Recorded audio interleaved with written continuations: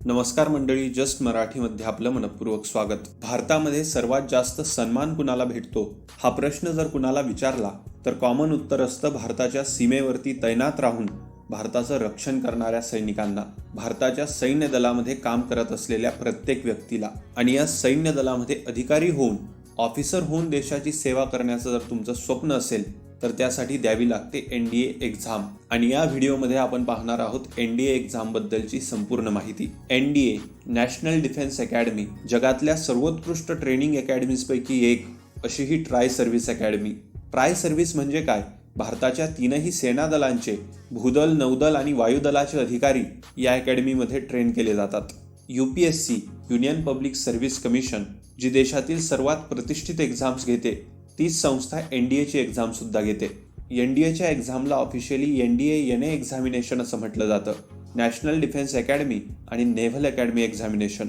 आणि दरवर्षी UPSC दोनदा एप्रिल महिन्यात आणि ऑक्टोबर महिन्यात ही परीक्षा कंडक्ट करते. एप्रिलच्या एक्झामचे फॉर्म हे नोव्हेंबर-डिसेंबरमध्ये सुटतात आणि ऑक्टोबरच्या एक्झामचे फॉर्म हे जून-जुलैमध्ये सुटतात. NDAच्या 400 ते 500 व्हॅकन्सीजसाठी दरवर्षी देशातून 5 ते 6 लाख विद्यार्थी ही परीक्षा देतात. यावरून या परीक्षेचं महत्त्व आणि कॉम्पिटिशन तुमच्या लक्षात येईल. NDA बाबतची एक विशेष गोष्ट अशी, याआधी फक्त मेल कॅन्डिडेट्स ही परीक्षा देऊ शकत होते, पण यावर्षीपासून मुलींना देखील ही परीक्षा देण्यासाठी अलो केलेलं आहे. आणि NDA अधिकारी बनून आपल्या देशाची सेवा करण्याचं ज्या मुलींचं स्वप्न होतं ते यावर्षीपासून नक्की खरं होऊ शकेल. पण त्याबरोबरच मुलींना अलो केल्यामुळे यावर्षीपासून परीक्षार्थींची संख्या 10 लाखाच्या घरात जाईल ही शक्यता नाकारता येत नाही. कॉम्पिटिशन वाढेल आणि त्यामुळे अधिकाधिक चांगले कॅन्डिडेट्स भारतीय सैन्य दलात दाखल होतील, ही देखील एक चांगली बाब आहे. या बेसिक ओव्हरव्ह्यू नंतर आता आपण जाणून घेऊ की ही परीक्षा एक्झॅक्टली कोण देऊ शकतं. NDAची एक्झाम देण्यासाठी तुम्ही अनमॅरिड असणं गरजेचं आहे. त्याबरोबरच तुमचं वय हे 16.5 ते 19.5 वर्षांमध्ये असायला हवं. जर तुम्हाला आर्मी जॉईन करायची तर तुम्ही आर्ट्स, सायन्स, कॉमर्स कुठल्याही स्ट्रीममधून असाल तरी देखील चालेल. पण जर तुम्हाला नेव्हीमध्ये, एअरफोर्समध्ये अधिकारी व्हायचंय तर तुमचा सायन्स म्हणजे PCM फिजिक्स, केमिस्ट्री, मॅथ्स असणं गरजेचं आहे. या काही बेसिक रिक्वायरमेंट्स आहेत ज्या तुम्ही फुलफिल करणं गरजेचं आहे. आणि जर तुम्ही या क्रायटेरियामध्ये बसत असाल तरच तुम्ही NDA जॉईन करू शकता. आता पाहू की NDA एक्झामची ही प्रोसेस किती टप्प्यांमध्ये चालते. पहिल्यांदा UPSCच्या वेबसाईटवरती नोटिफिकेशन येतं, त्यानंतर आपल्याला एक्झाम फॉर्म भरायचा असतो, त्यानंतर येते रिटर्न एक्झामची डेट, मग रिटर्न एक्झाम द्यायची. रिटर्न एक्झामचा कट ऑफ क्लिअर केला तर आपल्याला बोलावलं जातं इंटरव्ह्यूसाठी. आणि हा इंटरव्ह्यू एक नॉर्मल इंटरव्ह्यू नसतो, ही गोष्ट लक्षात ठेवा. याला SSB इंटरव्ह्यू असं म्हणतात, सर्व्हिस सिलेक्शन बोर्ड. आणि हा इंटरव्ह्यू असतो 5 दिवसांचा, जो जगातल्या टफेस्ट इंटरव्ह्यूज पैकी एक इंटरव्ह्यू मानला जातो. जर तो इंटरव्ह्यू देखील तुम्ही क्लिअर केला तर तुमची होते मेडिकल टेस्ट. मेडिकल टेस्टमध्ये तुमच्या बॉडीला अत्यंत बारकाईनं चेक केलं जातं. मेडिकल टेस्ट झाल्यानंतर तुमच्या रिटर्न आणि इंटरव्ह्यू मार्कच्या आधारे लागते ऑल इंडिया मेरिट लिस्ट. आणि त्यात तुमचं नाव असेल तर NDA कडून जॉईन होण्यासाठी तुम्हाला लेटर येतं. आणि वर्षातून 2 वेळा हाच पॅटर्न रिपीट होतो. त्यामुळे तुम्हाला अप्लाय करायचं असेल तर नोटिफिकेशन पासून ते शेवटच्या स्टेपपर्यंत तुमची चांगली नजर ठेवा. आता आपण घेऊ NDAच्या रिटर्न एक्झाम बद्दल थोडीशी माहिती. जी NDAची रिटर्न एक्झाम होते ती असते 900 मार्कांची, ज्यामध्ये 2 पेपर असतात. एकतर गणिताचा, मॅथमॅटिक्सचा 300 मार्काचा पेपर आणि दुसरा जनरल ॲबिलिटी टेस्टचा 600 मार्कांचा पेपर. गणिताच्या पेपरमध्ये असतात 120 प्रश्न 300 मार्कांसाठी, म्हणजे एक प्रश्न 2.5 मार्कांना. आणि हे 120 प्रश्न सोडवण्यासाठी वेळ दिलेला असतो 2.5 तास. हे जे गणिताचे प्रश्न विचारले जातात त्यापैकी काही प्रश्न हे 11वीच्या गणितावर आधारित असतात, पण जास्तीत जास्त प्रश्न हे 12वीचा गणिताचा सिलेबस लक्षात घेऊन बनवलेले असतात.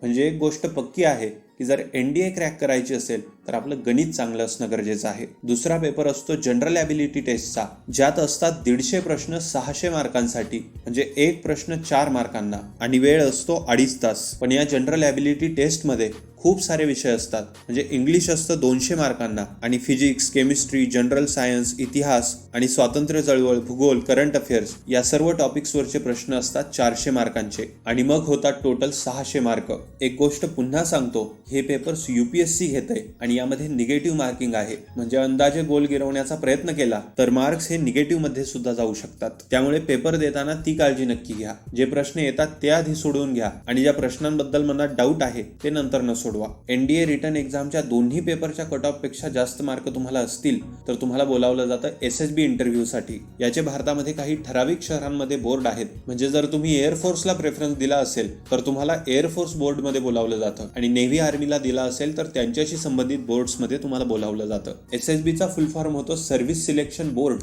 आणि हा इंटरव्ह्यू कसा होतो ते आता आपण पाहू. पहिल्या दिवशी तुमची होते स्क्रीनिंगची टेस्ट, ज्यामध्ये 2 टेस्ट असतात. एक OIR टेस्ट ज्यामध्ये बुद्धिमापन कसोटीच्या प्रश्नांसारखे प्रश्न विचारले जातात आणि दुसरी होते PP and DT टेस्ट ज्यामध्ये तुम्हाला एक अंधुक चित्र दाखवलं जातं. मग त्यावरती तुम्हाला एक स्टोरी लिहायची असते, ती प्रेझेंट करायची असते आणि त्यावरती ग्रुप डिस्कशन करायचं असतं. या दोनही टेस्ट स्क्रीनिंगचा पार्ट आहेत आणि या स्क्रीनिंगमधून पहिल्याच दिवशी कितीतरी मुलं डिस्क्वालिफाय केली जातात.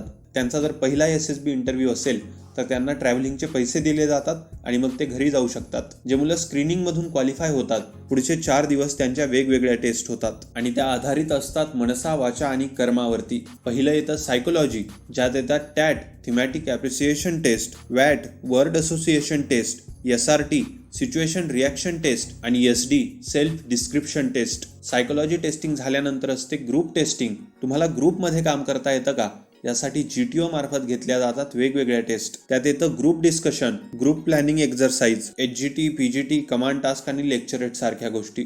GTO नंतर होतो तुमचा पर्सनल इंटरव्ह्यू, ज्यामध्ये तुम्हाला तुमच्याबद्दल, फॅमिलीबद्दल, देशाबद्दल, करंट अफेअर्सबद्दल अतिशय कसून प्रश्न विचारले जातात आणि पर्सनल इंटरव्ह्यूमध्ये आपण अत्यंत कॉन्फिडंटली आणि स्पष्टपणे बोलणं अपेक्षित असतं. पर्सनल इंटरव्ह्यू झाल्यानंतर शेवटच्या दिवशी तुम्हाला बोलावलं जातं कॉन्फरन्ससाठी. तिथं खूप सारे ऑफिसर्स बसलेले असतात आणि ते तुम्हाला काही प्रश्न विचारतात. बऱ्याचदा कॉन्फरन्स लवकर आटोपते, पण काही मुलांची कॉन्फरन्स सुद्धा खूप जास्त वेळ चालू शकते आणि सगळ्यांची कॉन्फरन्स झाल्यानंतर रिझल्ट डिक्लेअर केले जातात आणि जर तुम्हाला निवडलं गेलं असेल तर तुम्हाला म्हटलं जातं SSB रिकमेंडेड कॅन्डिडेट. जर तुम्ही एअरफोर्सचा इंटरव्ह्यू देत असाल तर रिकमेंड झाल्यानंतर अजून एक टेस्ट घेतली जाते. ती असते CPSS test, computerize pilot selection system, जिथं सिम्युलेटरवरती तुमची टेस्टिंग केली जाते. SSB झाला की तुमची होते मेडिकल टेस्टिंग, ज्यामध्ये तुमच्या शरीराच्या सर्व अवयवांना बारकाईनं बघितलं जातं आणि त्यानंतर आपण वाट पाहायची असते ऑल इंडिया मेरिट लिस्टची. त्यामध्ये जर आपलं नाव असेल तर NDA कडून आपल्याला लेटर येतं जॉईन होण्यासाठी आणि मग NDA मध्ये तुमची 3 वर्ष ट्रेनिंग होऊन तुम्ही आर्मी कॅडेट असाल तर तुम्हाला IMA ला पाठवलं जातं, नेव्ही कॅडेट असाल तर INA ला पाठवलं जातं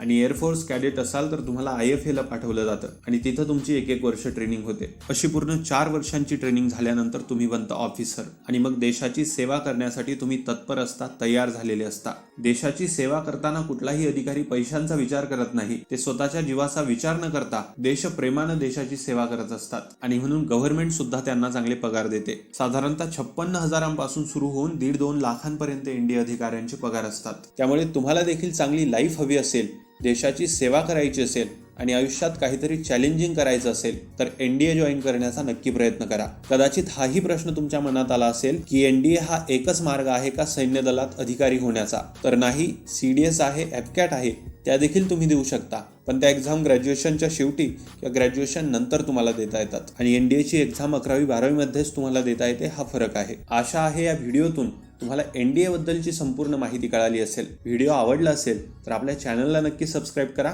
धन्यवाद.